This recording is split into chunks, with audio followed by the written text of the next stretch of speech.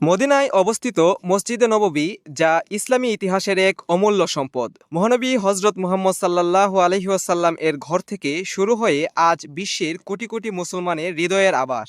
চলুন জেনে নেই এই মসজিদের ইতিহাস ও গুরুত্ব। মসজিদে নববী প্রতিষ্ঠিত হয় নবীজির মদিনায় আগমনের পর। প্রথমটি একটি ছোট কাঠের মসজিদ ছিল, যা নবীজি নিজের হাতেই নির্মাণ করেছিলেন। এরপর ধাপে ধাপে বিভিন্ন খলিফা ও শাসক মসজিদটিকে সম্প্রসারিত করেছেন। মসজিদে নববীর সবচেয়ে পবিত্র স্থান হল নবীজির কবরস্থল, যেখানে তিনি দাফন হয়েছেন। এখানে নবীজির সাথে তিনজন খলিফা হযরত আবু বকর, ওমর এবং ওসমান রাদিয়াল্লাহু আনহু এর কবরও রয়েছে।